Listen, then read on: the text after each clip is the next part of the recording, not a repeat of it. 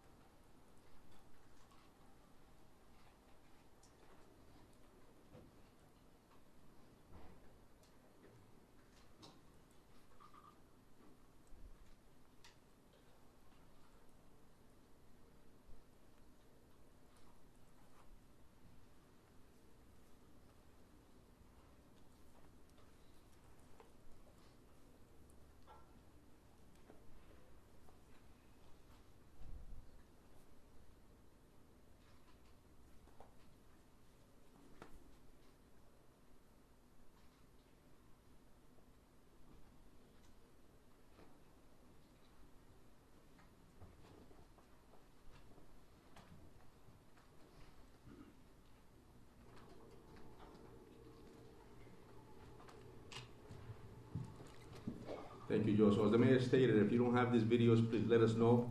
And the reason we have shown these videos, there's a purpose, right? So as you can see, they're enhanced photos, there's enhanced video footage. And so we're asking the public to ensure that they can see here that you want to focus on the body movements, the way the person moved their arms, the body posture, the way they carry their weight. I think those are important movement patterns that may help you identify this individual, which is extremely important. Another thing that we're going to ask the public is if you have any type of camera system, including Teslas, in your property. In this video that you just saw behind me, it all comes from the residential block of Waterman Avenue, Power, Ives, and Hope Street. And it's those residential areas that we're asking the public to look, if you have any camera systems or any Teslas, like I mentioned, that you look at that footage and that you can reach out to us and please provide us anything that you have. And we're asking you to go back at least a week to do that. And the reason for that is because on Saturday night, the day off, we actually learned that this individual was in that neighborhood at around 10:30 in the morning. We also know in this profession that many criminals will case out an area weeks and days prior. And so it's important for us to ensure that we can have you look at that and help us. And the reason for that is because our officers, our agents, are looking at terabytes of data. And we're looking for a moment that is shorter than somebody taking a breath. It's incredible hard work to do that. And so we're asking the public to assist us with that. The other thing is the tip center. We have been receiving hundreds of tips. However, we're about close to 200 actionable tips that we're still conducting investigations on, which is incredible and is important. Again, keep in mind that this video footage is extremely important to us. And one more thing here, that as a reminder, please remember that the number that we need you to call is 401-272-3121, as well as the link that the FBI provided, which is fbi.gov, Brown University shootings. Thank you very much. Thank you, Colonel. Now we'll hear from FBI Special Agent in Charge, Ted Dux. No, thank you, Mayor, and good evening. My name is Ted Dux. I'm the Special Agent in Charge of FBI Boston. On the heels of this tragedy, the strength and resilience of the people of Providence is a powerful reminder of the bonds that unite us. The men and women of the FBI, along with the law enforcement team standing before you, carry the victims with us as we work around the clock to bring the individual responsible for their injuries and deaths to justice. Today, the FBI is working with Brown University to do everything we can to provide services to those impacted by this horrific shooting. The FBI has almost 30 victim specialists, special agents, and analysts from all over the country who are here in Providence to support our survivors, the victims, and their loved ones. The FBI Victim Services Response Team is one of the many specialized FBI assets that have been deployed here to assist. The toll this type of tragedy takes on victims and their families is immeasurable, and we ask everyone to respect their privacy at this difficult time. Thank you. Thank you, Special Agent. Next, Attorney General Peter Nerona. Thank you, Mayor. I don't have a lot to add other than that from my perspective, I think the investigation in a case like this, which is a challenging one, is going really well. On the third floor of this building, there are dozens of agents, detectives, led by Providence Police, prosecutors from my office, working to put together, and what you're seeing is just a portion of what they're working on right now. So they are literally, because I have seen at least part of it, the shift changes late at night. I think Rhode Islanders should take confidence in their work. They are veterans of what they do.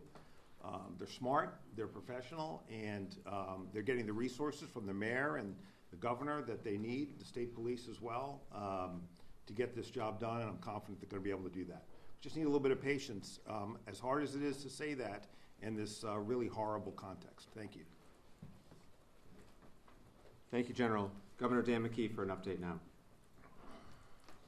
Thanks, Mayor. And right off the top, we're just making sure that the state is supporting Providence and Brown University, and then working with the FBI as well as our state police and the Attorney General to continue to provide information to the people in the state of Rhode Island. My information is that recently, today, we've met with all the university presidents in the state of Rhode Island.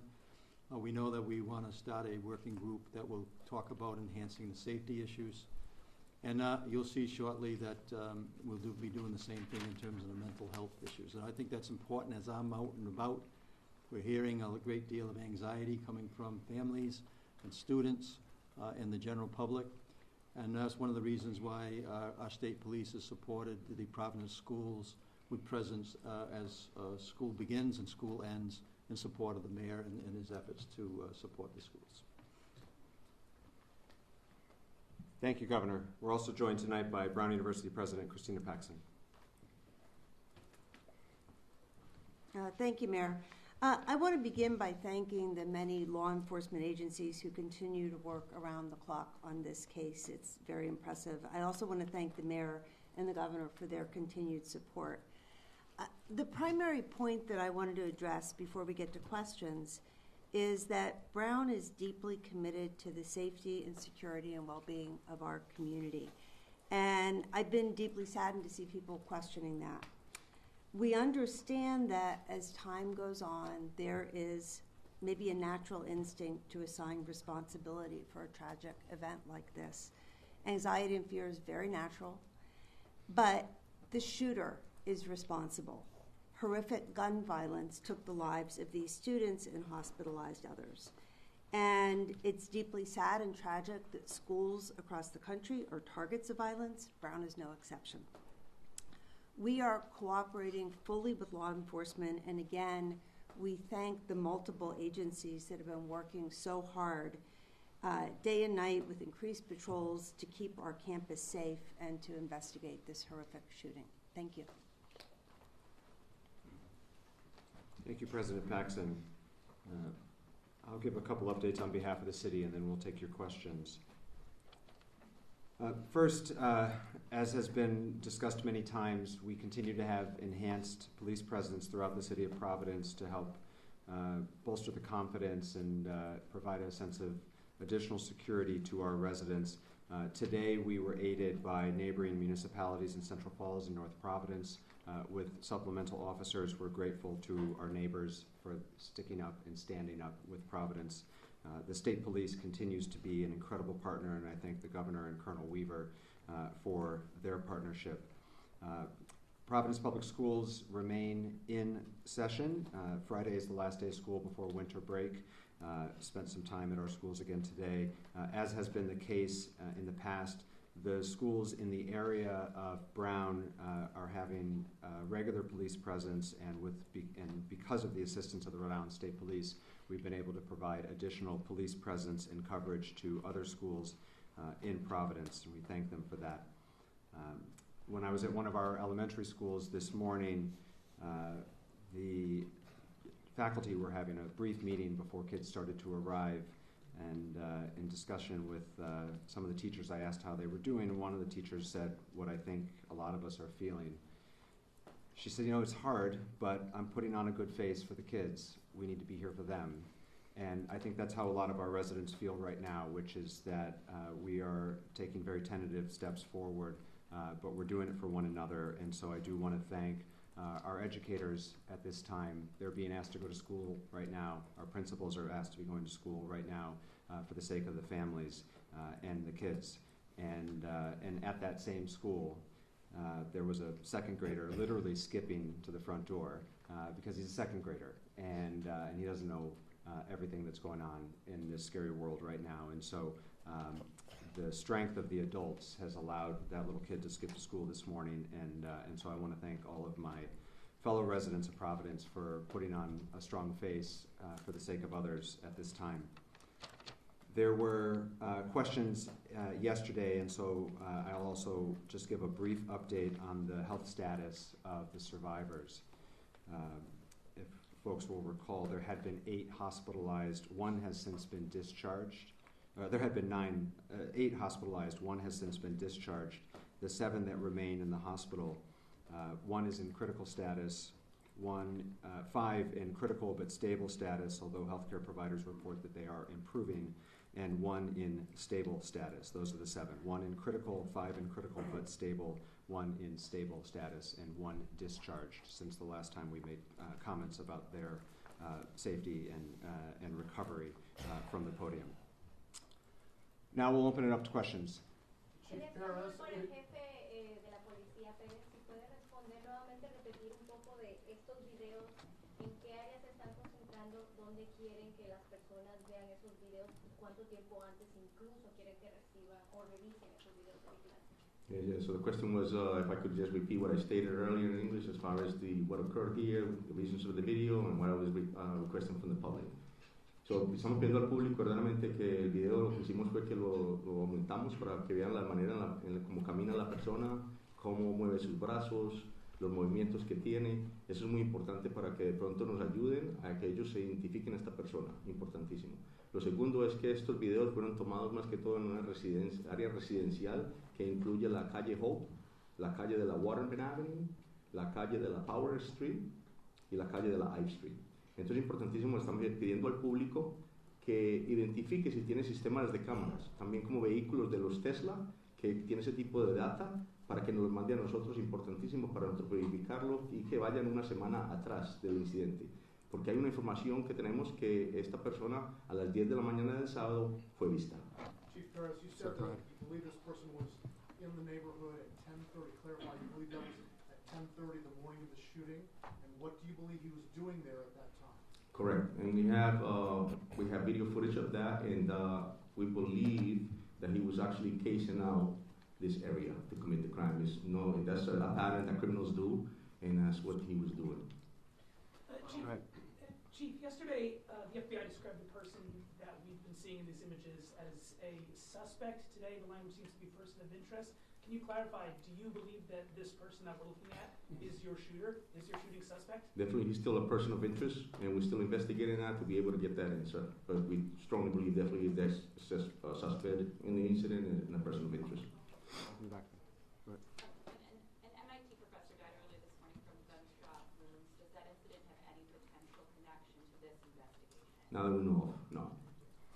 In the back, sir. To ask you, yesterday we were wondering about this person's age. Now that we've seen more video, again, a couple of days ago, I know you're saying 20s, so some talk about 30s, but just to help people at home, people seeing this video, do profilers or anyone in your department have any better understanding, a closer idea on his age? And the second part of that question is, can you now confirm that he has no connection as a past student or as a past staff member at the university? So the first question, I'll tell you that when it happened on Saturday night, obviously it was chaos, and there was a witness that stated that he might have been in his 30s. At this point, we're still just looking at the picture. We haven't identified ages or anything to that point. And as far as whether he's a problem student or anything, we don't have any of those answers, no. Colonel, in one of the new videos prior to the shooting, this person's interest is seen running. At this point, do you have any inkling why he's running? Where he's running to? Yeah, we're still investigating that, but what we do know is definitely that he was casing the area. And again, that's what criminals do prior to committing a crime. Chris. It appears that the FBI and PP, at least according to what I'm looking online, looks like they're releasing separate videos at separate times. Are you guys still coordinating, or how are things looking? We are. You got to understand that there's a lot of people upstairs, as the general stated earlier, and we're trying to ensure that we do this right job and collect the evidence and that we need, and we want to make sure that everybody has especially you guys in the public. One thing I want to make sure that the community is safe, well informed, and stay confident in the work that we're doing.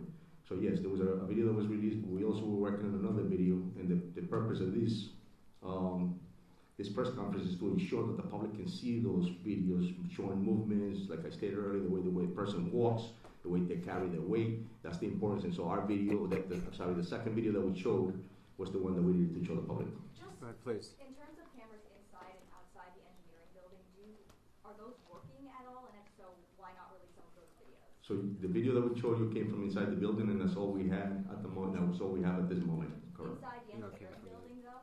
I'm sorry? It's from the outside of the building. From the I'm sorry. outside, so do you have video from Yes. inside the engineering building? Both inside and outside. I'm sorry, just outside. That's all we have, not inside. No, I'm sorry, just outside.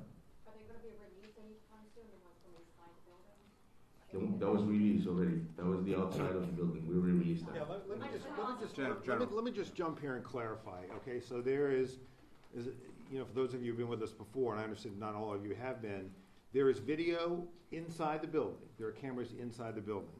What we have released to you are videos of this person of interest. So I want to be clear, because later on there may be other videos that get released in the course of a prosecution, likely will be at some point. They show things like chaos after the shooting. What they don't show is this person of interest, and so that's why we haven't released those videos. Okay, what you do have are videos from a camera outside of the Brown building and other cameras from around the neighborhood that the good men and women in law enforcement located and have put together in this montage. And to your question, Chris, there are two versions of that video, but the bottom line is they, as I understand it, they depict the same thing, and number one, and number two, the agencies are working very, very well together, as I think the special agent in charge would agree. Attorney General? So you've got a follow-up, and then we're going here. Just to clarify, there's no clear video of the suspect inside the engineering building. I just said that. That's correct. Now, can I just ask as well, further to the surveillance footage that you have received, I've been here since Saturday speaking to people who are living in the residential buildings around and in the businesses, and many of the store clerks there have told me it wasn't until this morning that the police have actually come to ask them if they had anything that they could offer, any CCTV or any evidence that they could provide. Why has it taken 3 days for these people to have the police come to them to ask them for assistance? As I stated earlier, it's a residential block that includes a lot of homes, a lot of different camera footage, and it takes a lot of work in the sense that there's a lot of terabytes that we're looking at in order to be able to analyze it, pull what we need, and sometimes it's just a moment that we need, and it's shorter than somebody taking a breath, so it takes a lot of work. And then so once that leads us to a next location, and so we move strategically, we have to pull the video, download it, analyze it, investigate it, and then move forward. It takes time. Mr. Attorney General? Yeah, I just want to jump in there too, because I think I want to clarify in a sense what the chief is saying. Is that you start in the grid in the first instance that's closest to Brown.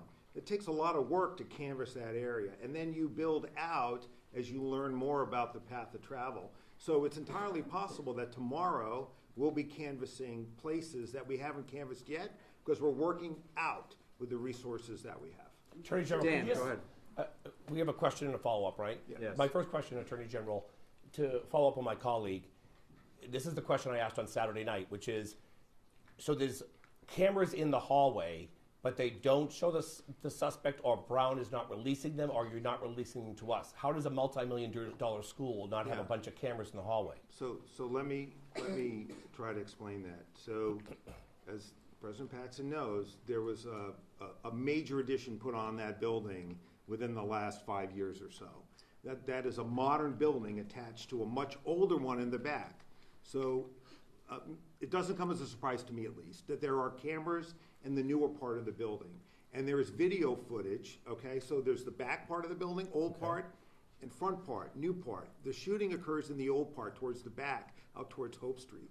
In that older part of the building, there are fewer, if any, cameras in that location. I imagine because it's an older building. So as students are fleeing the area of the shooting into the new part of the building, there are cameras in that brand new building that show that chaos. But the only video of the presumed, anticipated, suspected, however you want to define it, person of interest, you have it. We would release it if we thought it would be helpful in identifying this subject, because we are relying on the press and public to help get us there. There would be no reason for us to hold it back. We're looking for the I best have a image follow-up. we can. Dan got a follow-up. Attorney General, thank you for explaining that, because it really clarifies it. Although I'm sure some people watching would think a multi-million-dollar school with a huge endowment could afford new cameras in an old building. That's my statement. Here's my question. If he's casing that area, Colonel, like you said, he had an intended target, which speaks to the motive. Did he have a target to kill one of the two people that were killed? We're still investigating it, Dan, and it's something that we're trying to get the answers as well. So. Patrick. Yeah.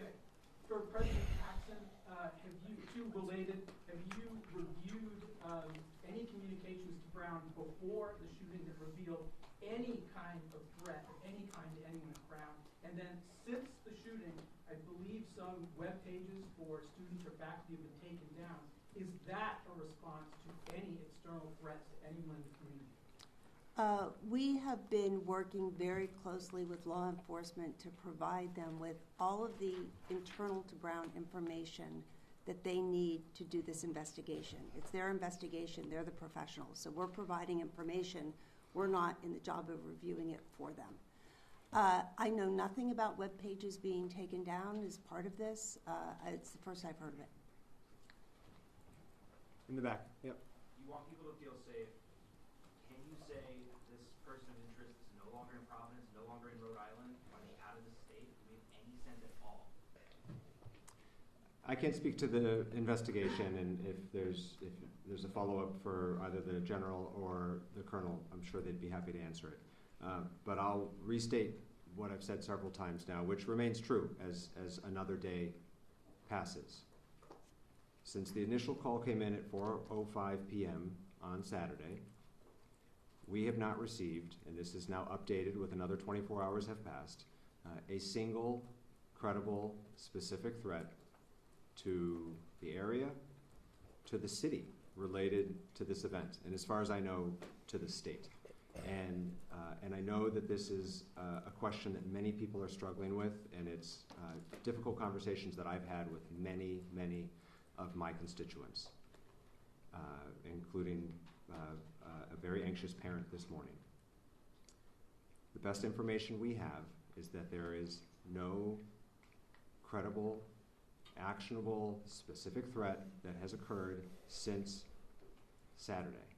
And in order to enhance and ensure the safety of our community, we have stepped up law enforcement efforts throughout the city in a precautionary measure, in an abundance of caution, to try to give comfort and confidence to people who have to take the steps forward in their daily lives, who have to take their kids to school, who have to get to work. And that is the honest answer and the best answer we have at this time. as the days continue to pass. Mr. Mayor, with that, can you tell us where you believe he may be? Is he in the state? Is he in the area? That question was asked as well, so Colonel, I'll let you answer that.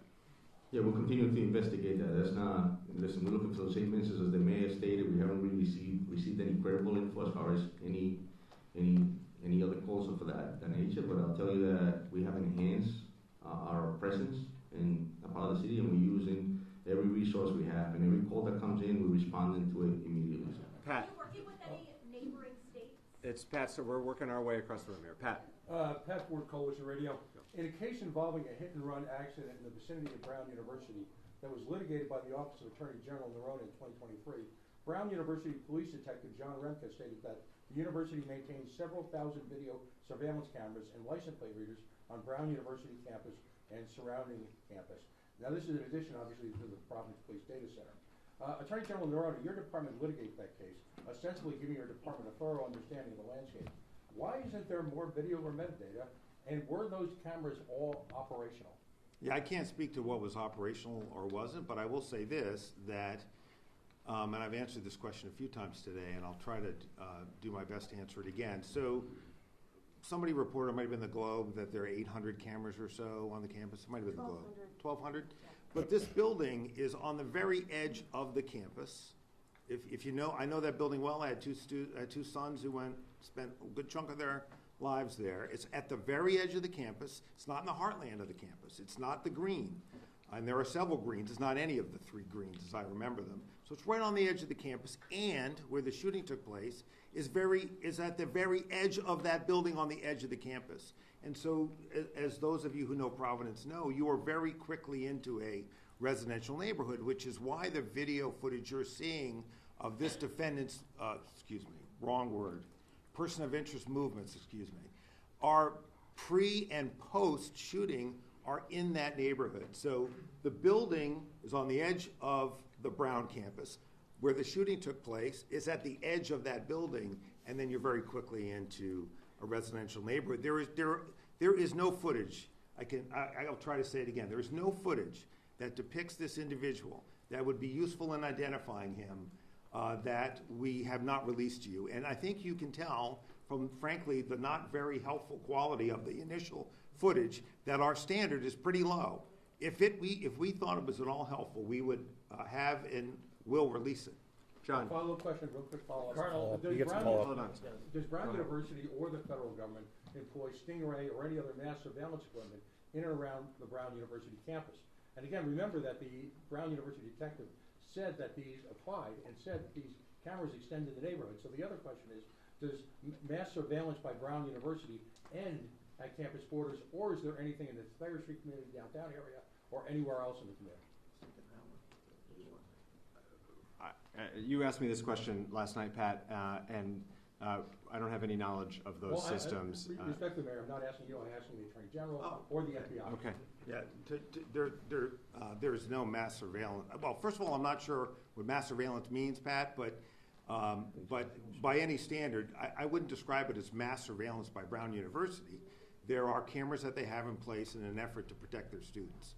And unfortunately here, given location, given age of building, we just don't have additional video footage. Trust me, I wish we did, but we don't, and so we're doing everything we can to find additional footage from the neighborhoods, reinvent his path of travel, and continue to canvass for either people who may have seen him, encountered him, or who have video evidence that could supplement what you already have. John. I have a question for Agent Dox of the FBI. Agent, so this happened Saturday night, and then last night you have an MIT professor. I know the question was asked, but this has the work. What we see on this video is seemingly is someone very cautious, almost like a professional, kind of like the DC pipe bomber that is circling several times. What information do you have? That MIT Jewish professor in Brookline was basically executed. Do you have any intelligence how that person was operating at? You know, it's interesting. The Colonel Noble reached out to me very early. Their lead on that particular incident. He made sure that if there's any intelligence, any information in which is connected to what we have here, that they would share that. At this time, there seems to be no connection as it relates to that particular incident. What, as a FBI agent, follow-up, Mhm. what do you see in that individual who's walking? For example, you know, he's walking with his arms behind his back, and I've seen people talk about that's not like a young kid on a campus. That scene where he's, you know, walking, that's something more either European or Middle Eastern. What do you see so far in this video that we see of the suspect or person of interest? You know, I think the colonel articulated in a sense what they see. I say from an FBI perspective, we have individuals that can hypothesize on that, our behavioral analysis unit, and those type of individuals. I will say I would be, I think, getting a little ahead of things if I give you kind of an inference of what I see in that particular behavior. It can mean a lot of things, to be truly transparent with you, and to get into the mind of an individual that would commit such a heinous act. That's a place in which I don't want to go right now. I'm not sure what was going on in that particular individual's head at that But time. you would agree, John, that's it. this individual seems very calculated. Brian in the back. President Paxson, clearly, as you stated, the shooter is to blame, but you're hearing a lot of questions about the lack of cameras. You mentioned you've heard some of the criticism. What is your response to parents as well who said they pay a lot of money for their kids to go to Brown? They're questioning the cameras, why the sirens didn't go off. Do you believe that Brown had the precautions and safety measures in place before the shooting that were appropriate and necessary? I do. And in fact, I'm glad you mentioned the sirens because I think there's been some misinformation about that. We have two security systems that we can activate in time of an emergency. One is a system that sends out text messages, phone calls, emails, and it was activated within minutes of the incident. Those messages went out to 20,000 individuals, so all alerts. We also have a system of sirens. There are 3 sirens placed across campus. Those get activated when there is a broad-scale emergency and we want people to rush into buildings. In the case of an active shooter, activating that system could have caused people to rush into Barris and Hawley. So that's not a system that we would ever use in the case of an active shooter. So, Just to follow up, Yep. It does say on the website when it was launched that it is for an active shooter. So it depends on the circumstances and where the active shooter would be, but you don't want to ever get people rushing into buildings that might be the site of an active shooting. That's it. That's Brian. my understanding. Go ahead, sir. Do you have any evidence that suggests that the victim, Ella Cook, may have been targeted? Colonel or General. No, not at this point. Yeah, agreed. Question over here. You mentioned you have over 200 kids. Miss, we're working our way across, I'm sorry. Just go ahead, Tom. Attorney John Morano, what are the characteristics of the guy in the first video that makes you believe that he's also the same guy in the video that was released yesterday, and then the follow-up with President Paxson? Yeah, look, I think that that is an analysis that has been done by the agents and the detectives. And a lot of factors are going into that. A lot of it is being able to, and as I just saw upstairs, a really terrific job of tracing movements. And when you put movements and times together, it's easy easier perhaps is the best word, to identify them as the same person. Now, look, there are no absolutes in any investigation, and I'm not about to make absolute statements in this one either, but that's the general reasoning for why we've concluded that. And just a follow-up to President Paxson. Right now, school break is pretty much underway for a lot of the university students. Have you met with your police department and board of trustees on how you're going to secure the university going into the second semester? Are you making any changes to the way you guys operate? Well, right now we have been, the campus is emptying out first, as you said, but we still have staff and faculty and graduate students and international students who will remain on campus during the winter break. So it's still open. And right now our focus is on getting as many sort of boots on the ground, people in cars. We have been really fortunate that the city and other municipalities have people who are helping us. People from the state. We also have security that we brought in from outside. I think over 60 people today were patrolling the campus. I was on campus walking around, and I couldn't turn around without seeing a security person. So we will continue that for as long as we think it's necessary. And right now, the campus feels very secure. So no Thank you. changes. Steve, I'm sorry, I missed you earlier. That's okay. If Providence resident were to see someone who matched the description of the person of interest, how would they be sure that they weren't dealing with a federal ICE agent? The tip line that we've been providing throughout the last several days, 401-272-3121, that call comes in here and is answered in this building with Providence police professionals and our partners at the FBI.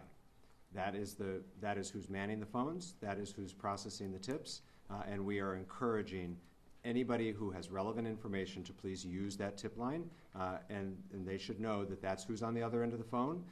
And again, if you have relevant information or information that you think might help us with this investigation, we encourage you to call. But are there anything that can be differentiated between this person and an ICE agent who would be masked up, walking through town and not be approached by the police in the same way this person was? Again, we've worked really hard to build the trust of our community here in Providence, and I'm telling you that phone number, 401-272-3121, rings in this building and is answered by Providence Police and or FBI. Those are the agencies that are processing, running down, and investigating any relevant information, and we urge folks, if you have relevant information, to please use that phone number. Luke. For the Colonel, do you have any indication as to whether all the interviews of the students in the classroom are completed? Is there any through line that you glean from those interviews? No, we're still conducting those interviews as we speak. Go ahead, please. You mentioned that you have no idea if the shooter is still in the area. Have you been working with any law enforcement agencies in other states that are nearby? Yes, we're working with every municipality here in the state of Rhode Island, and obviously every Massachusetts. Obviously we have conversations with them as well, but majority of the law enforcement that we're working with right now is our own, nearby municipalities, the Rhode Island State Police, and every agency that you can think of, federal agency in this building. So. Are you working with agencies in Connecticut? We're in conversations with them, but no, they're not here, no. Amanda, if I could just jump in here, what's really critical first is that we identify who the person is. Once we identify who this person is, I believe we'll be able to locate him. It's very hard to hide in this country. But until you have a name, which is why we're working so hard to identify him, it's not particularly productive to reach out to law enforcement across the country as to who you're looking for, because we don't yet know who we're looking for. So that's why we have to identify the person. Once we've identified him, we'll know more information about where he's from and who his friends are and where he might go. So those are the things that we can do once we have an identification of this person. And that's why the team now is laser focused on identifying who this person is in this video. Amanda. I have some questions for the chief. Yes. The chief. Amanda. Just following up on another question that was just asked, I'm glad to hear that some of the students are beginning to recover. How many of the students who are inside that building and also outside have detectives been able to interview, and have they elaborated on anything that this man said? Allegedly, he yelled something in the classroom before opening fire. Did he appear to be wearing a bulletproof vest, and that's why he appeared bulky? It's a good amount of interviews that have been conducted. We have re-interviewed several people. And so I just want to tell you that's part of the investigation right now. We'll continue to investigate, and we'll continue to speak with them. And like the general stated, listen, we're just trying to build the case here and make sure that we can move forward and continue the progress as we're doing. But the interviews are still being conducted. But Chief, they haven't elaborated exactly in what this man, if he did say anything, what he was yelling. Yeah, no, I don't have that info now. Straight back, sir. What do we know about the path of the shooter as they left Ferris and Holly, and where do we lose sight of him? So his movements were all in that residential block that I mentioned, between Waterman Avenue, Howard Street, I Street, Hope Street. It's all that block. The whole residential block that I just mentioned is where his movements were. And then obviously that's where we lose some sight of him somewhere around Governor Street. This is after the shooting, Chief? In the back there. Correct. Okay. At that point, will he at any which cameras you're seeing him on to kind of give an idea to the public of maybe my camera's there, maybe my Tesla's there, like you said? Correct, great point, and something that we talked about just before I came down here to be able to release that map as well. Alex. For the Colonel, do investigators know how many shots have been fired yet, and can you tell us that? So in our forensics unit, and obviously with the FBI as well, they're all there, and there was several rounds that were fired inside the building. And just another follow, the image today of the person of interest, they have a satchel. Is it known if there were additional weapons in there or magazines of some kind? No, that's all we know, that it was just that one weapon that I mentioned the other day. Go ahead. Yeah, this might be a question either for President Paxson or the Colonel here. I wanted to follow up on the scrubbed internet pages that were mentioned. There's a lot of misinformation out there. There's been a lot of speculation about what those scrubbed pages might mean. Can you help fact check, give us some information today about what the scrubbed individuals, about one very particular individual, does that have any connection to do with the shooting? As I said before, I have no knowledge of any scrubbed pages. You can follow up with our communications office if you want to get more information maybe tomorrow, but this is the first I've heard of it. So I did, and then they directed me to Colonel Perez. Do you know anything about? I do not know. Go ahead, right behind, yes. Hi, una pregunta para el coronel. ¿Qué es lo que ustedes ven en la descripción, en el lenguaje corporal de esta persona que los hace pensar que es una persona de interés? He hablado con personas de la comunidad que tienen cierta desconfianza porque ya liberaron a una persona que también era de interés. ¿Qué hace a esta persona la que pues podría ser? Yes, so the question is, what makes this person one of the suspects that we have that is a priority, and since we have released somebody already in the past, what makes this person the subject? So, la respuesta verdaderamente es que tenemos muchas indicaciones que este individuo es el que cometió esta tragedia. Y entonces estos videos que mostramos es por esa razón. La investigación nos está llevando en ese progreso a determinar que esta es la persona, por demasiadas cosas que vamos a seguir investigando. So the answer is pretty much that there's a lot of leads that we have here that identifies this individual as the person who committed this tragedy, and we have enough to be able to move forward in progress, and we're very confident that that is the individual that committed the tragedy. You have one follow-up here? Or you go ahead, please. I'm sorry. ¿Por qué no llamarlo sospechoso entonces? ¿Y qué le dice a la comunidad que está angustiada? So why don't we call him a suspect, and what do we tell the community that's nervous? So la respuesta es, verdaderamente, estamos llamando a una persona de interés, ¿verdad? Porque necesitamos crear un caso para poder llevarlo a la justicia y presentarlo al fiscal. Y le decimos a la comunidad que realmente estamos en un trabajo y esta es una prioridad en este momento y una responsabilidad de que pongamos un caso completo para poder llevarlo a la justicia. Can I just jump in here, Mayor, with your permission? I want to come back to your question about that name. And I know the name that you're asking about because a member of the media asked me about it.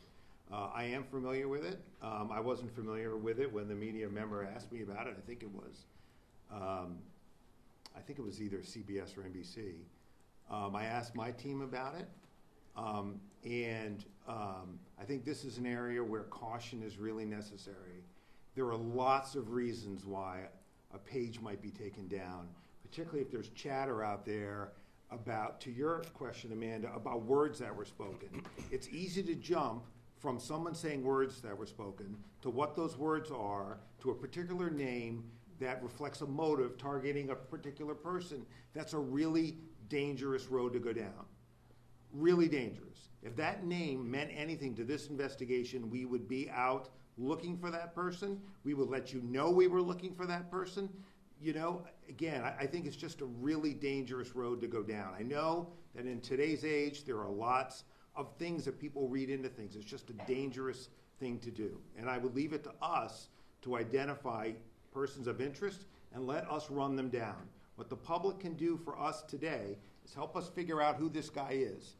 And we hope to have more information out that will help you do that, help us do that. You have a follow-up here. I do. Yeah. Very, very quickly. It was further to my colleague's question, but you have answered most of it. But just in regards to the rumors that are circulating as well about the motive here, do you have any information regarding the rumors that a particular professor was being targeted Yeah, there is no information that the investigative team has about motive. Zero. There's nothing about, even if taking at face value what one or two witnesses may have said about what something was said, okay, and there are many witnesses that say nothing was said, there's nothing about what we know was perhaps said that indicates any kind of motive that is related at all to ethnicity or political outlook or culture. There's nothing at all that we know right now about that. And I think that is a dangerous road to go down, particularly in today's environment. Patrick has a follow-up. Does the fact that the satchel is in some videos and not in others, and his disappearance around Governor, either indicate that there's a vehicle involved or one of the houses involved, that he picks up the satchel or gets off the satchel? What does that tell us, the fact that it disappears if there's a vehicle? Those are the actions of a criminal, pretty much. I'll tell you that's you're right, and that's something that we're looking at. As you can see in the video, the satchel's on, sometimes it's not on. He has a heavy coat on. He has something in front of his abdomen. He could have hit the satchel, and something in the instance that we have. We'll continue to investigate. It's complex, but we'll continue to investigate as we go. Chris has got a follow-up. Chris has got a follow-up. Chris has got a follow-up. Are you assuming, like in Lewiston, Maine, after 4 days, the suspect had taken his own life? So if you can set the microphone, are you assuming right now that you're showing these videos that this is a suspect after 72 hours that's still alive, or do you have dogs and thermal imaging from helicopters overhead that are looking for a person that's taken their own life? Yeah, we're using a lot of resources. As soon as we get a lead, we continue to follow through with it. An investigation, I mentioned the other day, they start here, then they lead in a different direction. So we're there. Yes, you're right. We use dogs. Yes, if we have a lead on something and we think that we need to go back and search it again, we need to re-interview, we're doing all that. Chris, you've got the last question. Go. This for Colonel and the AG. The mayor had noted at the Boston Globe podcast that there were setbacks earlier in this investigation. Would you also say that initial detention with that first person of interest, would you also categorize that as a setback? Well, the mayor and I agree on nearly everything, but we look at this case maybe from different backgrounds and experiences, perhaps. Certainly, the mayor has had many great experiences that I've never had, leading a city, for example.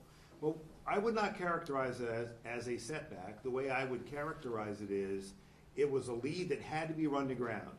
And the person, as that lead was run to ground, there was an initial period where that lead looked very promising. But there was still physical evidence that had to be analyzed. And once it was analyzed, it was clear that that person was not a person involved here. But that's not unusual in investigations like this, and that's happening as we speak. We are developing people of interest, and some we quickly rule out, others we quickly rule in. And when I say persons of interest, people that could be this guy based on other evidence. So I would not view it as a setback. I mean, I think, frankly, the police work there and the analytical work that had to be taken out of state and brought back very quickly was very well done. Certainly was it a disappointment for those of us who hoped we could wrap this case quickly for the benefit of the Brown community and the people of Providence, Rhode Island, of course. But I don't know that I would use a setback, but I think maybe those words don't, maybe what I'm saying is not all that different from what the mayor said. But I look at it as good police work while other work was going on. General, there is one of the... We will be back tomorrow with further updates unless there is a meaningful update. Again, if you are not yet on the press list, please see Camille or Julie to my left, and they can add you to the list. Thank you all very much. Mayor, personally, could you On the posting from the FBI, it says that there's a second individual. Is there a second individual or no? I don't need to know that.